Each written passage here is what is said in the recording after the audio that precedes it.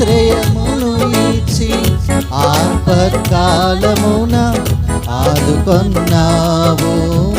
ఆత్మీయులతో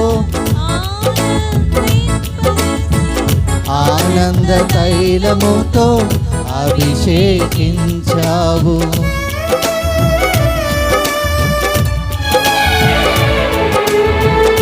ఆజ్ఞల మార్గమున ఆశ్రయమును ఇచ్చి ఆపత్కాలమున ఆదుకొన్నావు. ఆత్మీయులతో ఆనందింపచేసి